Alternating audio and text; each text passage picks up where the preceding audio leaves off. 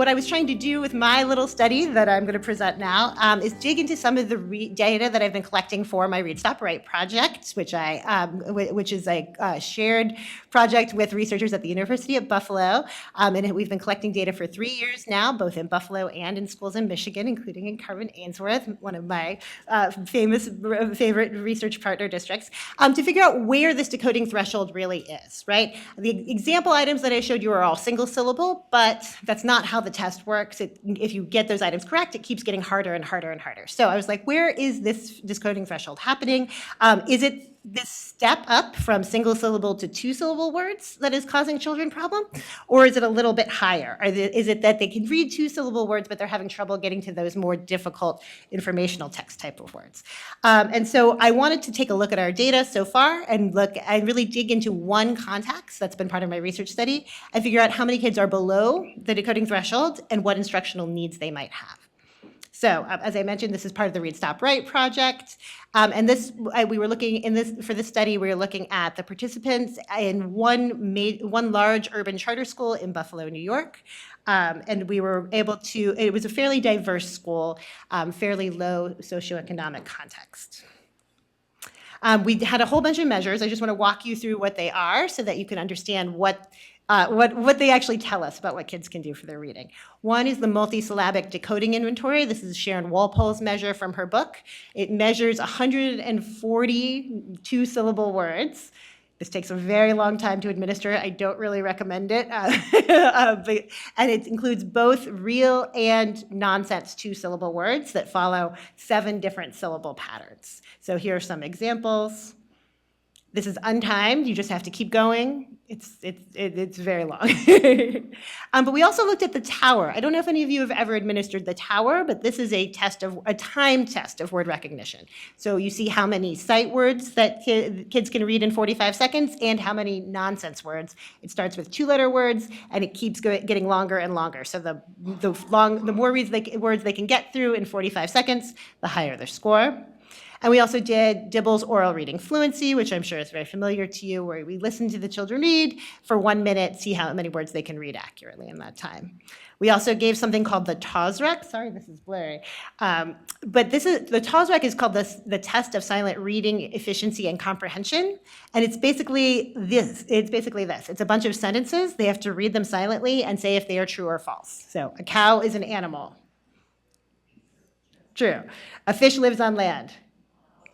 Yeah, and so there's a test page of like 60 items. They keep going for 3 minutes and answer as many of them as they can, and they get harder than this as they go. They have harder words, and then we also gave something called the motivation to read profile for nonfiction. So we tried to figure out what the role motivation is playing in students' experiences at this stage.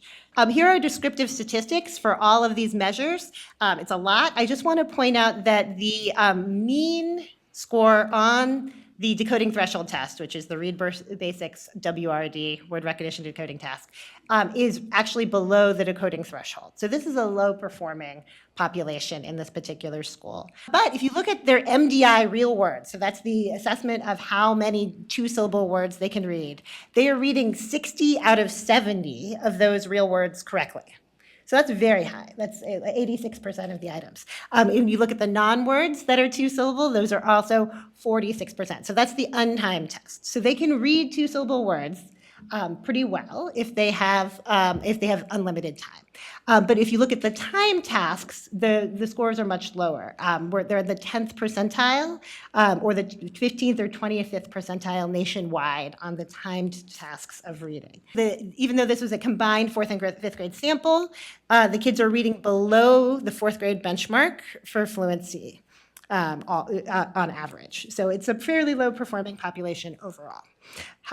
In fact, and when we dug into it, we saw that exactly half of them were below the decoding threshold and half were above, although there were differences by grade level. More kids in 5th grade were above the decoding threshold. And if you look at the demographics of the kids who are below that threshold, they're very similar to the school demographics as a whole. And I particularly want to emphasize that they are not more likely to be English language learners if they're below the decoding threshold. And this is not primarily special ed or dyslexic kids. These are kids who are having trouble with reading but can read a lot of words. So when we look at what they can do, they can read, there were significant, but when we dig down into what they can do, what we know is that there are differences in their ability to read all kinds of words for kids below and above the decoding threshold. There were significant differences across all types of two-syllable words, but they were fairly small. In general, kids above the decoding threshold could read 2 more words on any given subtest than kids below. There were bigger gaps on non-words, which is what you predicted. And when we look at individual items, they were significantly different about half of the word level items. So that top line, the green line are kids above the decoding threshold, and the blue line are kids below the decoding threshold. And you'll notice these items are ranked by difficulty. So the easiest item was Batman, and the hardest item was Bugle. And so you'll notice that they have very similar word reading abilities, whether they're above or below the decoding threshold. For the easier items, compound words, words with closed first syllables, those are generally pretty easy. But then they spread apart and have a bigger gap when we're talking about words that have open first syllables, like diner or rely or spiny. Words that have morphological components and spelling changes like spiny, and words with silent E on the end. I was very curious about that. Why is that silent E pattern that's usually easy for kids, and kids can usually learn in first grade, why is it hard when we add it onto a 2-syllable word?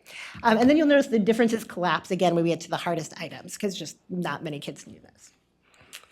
When we look at the tower, the speeded differences were bigger than the non-speeded differences. So the ability to recognize words quickly and to decode words phonemically showed up as a difficulty here too. So we're talking about 11 words different. They can read 11 more words. Kids above the decoding threshold read about 11 more words in 45 seconds. And we look at the Dibbles Orff, then we find a really big difference, okay? The kids below the decoding threshold are reading under 100 words correct per minute, which is really slow. It's very painfully slow. Whereas kids above the decoding threshold are reading 140 words per minute. So every minute that they're reading 40 fewer words. That accumulates over time. That's a really qualitatively different experience that they're having. They're also reading much less accurately, and the whole usually around 94% accuracy compared to 98% for kids above the decoding threshold. So, and if you look at the TOSREC, their difference is here in how many sentences they can comprehend. In every 3 minutes of reading, they are taking in and understanding 5 fewer sentences. So if you think about those experiences over time, this last one's going to make sense to you, which is that there's a very significant difference, a large gap in students' reading self-concept between kids below and above the decoding threshold, but not value. So kids still see the value in reading nonfiction. They know they want to do it, but they don't believe they can do it. And that's like the really saddest part for me. That was really important. So what we know is that kids who are below the decoding threshold, they can read a lot of words. They don't need to go back to first grade phonics. They can read a lot of 2-syllable words. But in general, they're going to recognize fewer words. They're going to have a lower sight word vocabulary, fewer 2-syllable words, and they're going to have a really difficult time with non-words. Now, I don't think we should teach non-words. I don't think that's the recommendation I would take away from this. But what we are seeing consistently is that these kids below the decoding threshold do not attempt words that they don't recognize. And non-words are proxy for that, right? We know they're reading way, way, way less fluently, and that's impacting their comprehension and their ability, and their self-concept, and their just ability to get through more text. And we also know that that's messing with their motivation to keep reading. So when we're talking about where the decoding threshold is, it's actually fairly high up. Right? Kids can read most of familiar 2-syllable words, and it's more complex 2-syllable words that they're having difficulties with. What I'm seeing, because I did administer this test, these tests myself, as well as my entire research team, including my co-PIs, Dr. Strong and Anderson at Buffalo, as well as our wonderful doc students, is that what kids do is they look at the first syllable of a 2-syllable word, and then they just kind of go from there. Right? So spinny, cascade, diner, or dinner, lattice, right? They just look at the first syllable and sort of go from there. So a lot of kids would say dinner instead of diner. A lot of kids would say lotus instead of lotus.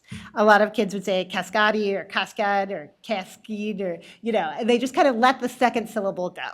And they don't have confidence in their ability to take on each syllable. They also aren't paying attention to the morphological parts that make up a word, right? Another thing, and they can confuse words like bubble and bugle, right? Because they aren't as sure how to spell dinner, so sure that they know how to spell dinner that they recognize that this is diner instead. So these are not beginning readers, but these are kids who need help paying attention to every part of a multisyllabic word.